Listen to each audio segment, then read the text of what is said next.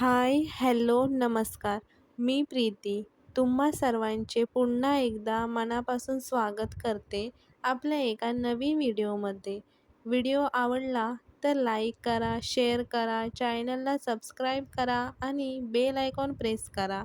चला तर आता आपण व्हिडिओला सुरुवात करू.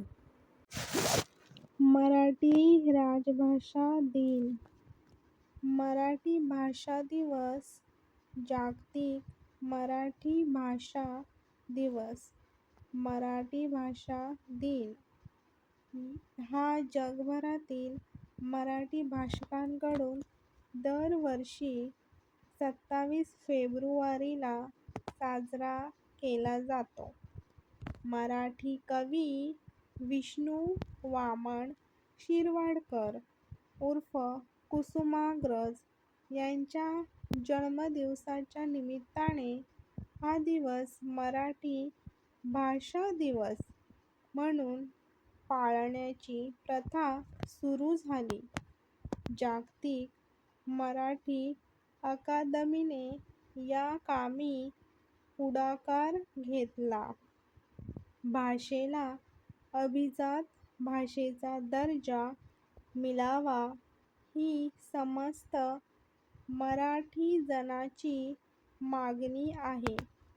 इथे मराठीचिया नगरी ब्रह्मविद्येचा सुकाळू करी अशा शब्दांतून श्री ज्ञानदेवांनी मराठीचा उल्लेख करता करता ब्रह्मविद्या म्हटले आहे.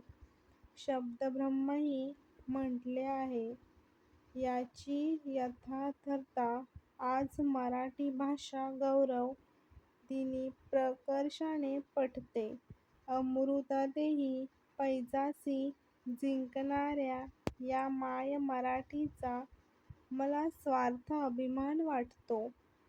हा दिन नाशिकच्या कवी कुसुमाग्रजांचा वाढदिवस आहे.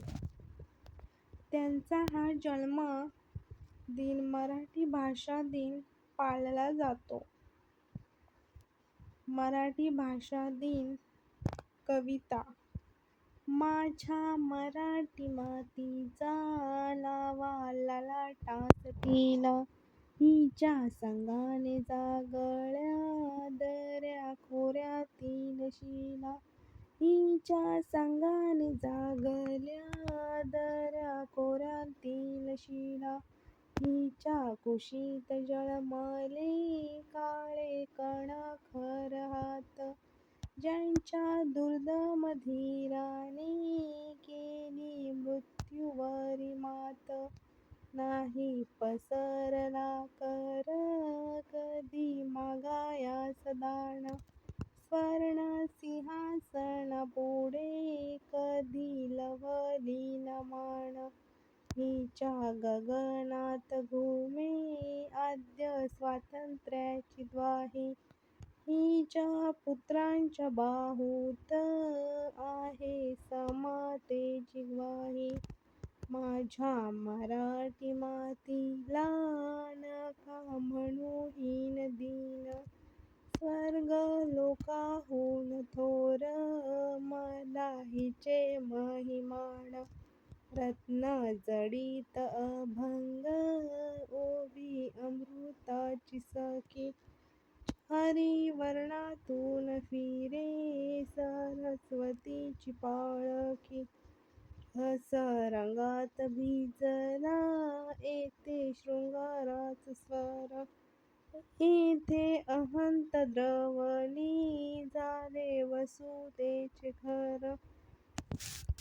माझ्या मराठी मातीचा नका करू अवमान, हिच्या दारिद्र्यात आहे भविष्याचे वरदान, माझ्या मराठी मातीचा लावा ललाटासटीला, हिच्या संगे जागतील दमाय देशांतील शिळा. मराठी आणि रोजगाराच्या संधी. डॉक्टर नंदकुमार मोरे मराठी ही आज सुमारे 11 कोटीहून अधिक लोकांची भाषा आहे. ती संप्रेषण, व्यवहार, ज्ञाननिर्मिती, साहित्य निर्मिती, शिक्षण, माध्यमे, मनोरंजन, उद्योग, व्यापार आणि व्यवसाय अशा कोणत्याही क्षेत्रांमध्ये मागे नाही. एवढ्या मोठ्या लोकसंख्येची भाषा असल्याने जागतिकीकरणानंतर देशातील अनेक उद्योग व्यावसायिकांबरोबरच ती जगातील लहान मोठ्या कंपन्यांना ती व्यवसाय वृद्धीचे एक साधन वाटते आहे. अमेरिकेतील गणितज्ञ आणि भाषा अभ्यासक डॅनियल एब्राम यांनी एखादी भाषा जेव्हा आपल्या भाषिकांना व्यवसाय देऊ शकत नाही, तेव्हा ती भाषा तो भाषिक समाज सोडून देण्याच्या तयारीला लागतो, असे संशोधनांती सांगितले आहे. त्यामुळे एखाद्या भाषेचा विचार करताना आता त्या भाषेतून निर्माण होणाऱ्या रोजगारांच्या संधीचा अभ्यास महत्त्वाचा ठरतो आहे. मराठी ही जगातील एक महत्त्वाची भाषा आहे. ती एवढ्या मोठ्या लोकसंख्येकडून बोलली जाते. त्यामुळे आपोआपच ती रोजगाराची भाषा बनते. म्हणूनच गणेश देवींसारखे मोठे भाषातज्ज्ञ मराठीच्या भवितव्याबाबत नेहमी सकारात्मक बोलताना दिसतात. मराठी जशी रोजगार देईल तशी ती वाढेल आणि टिकूनही राहील. रोजगार क्षेत्रांच्या विस्ताराबरोबर ती विकास पावेल. तिचा शब्दसंग्रह विस्तारेल. आज मराठी कोणकोणत्या क्षेत्रांमध्ये वापरली जाते, तेथे तिची स्थिती काय आहे, या प्रश्नांच्या शोधामध्येही मराठीतून मिळणाऱ्या रोजगार संधी सापडतील.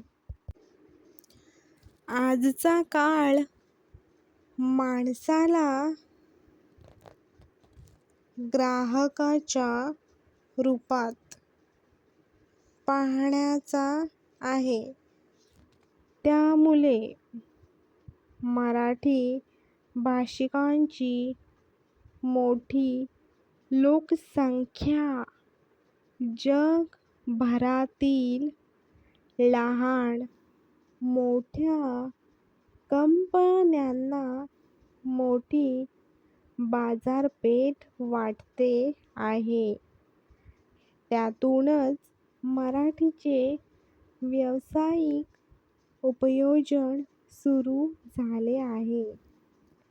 मोठ्या संख्येने सुरू झालेले मराठी चॅनल्स, नवनवी वर्तमानपत्रे, नियतकालिके,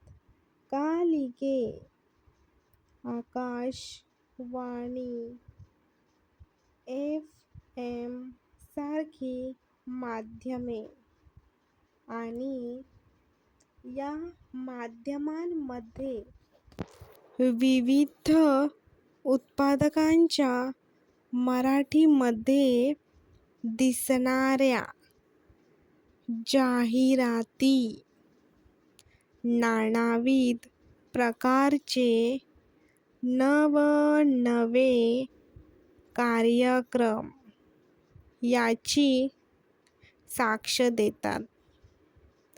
आज मायक्रोसॉफ्ट, गुगल, विकिपीडिया या जागतिक स्तरावरील महत्त्वाच्या नावांशी जगातील इतर महत्त्वाच्या भाषांच्या बरोबरीने मराठी जोडली गेली आहे.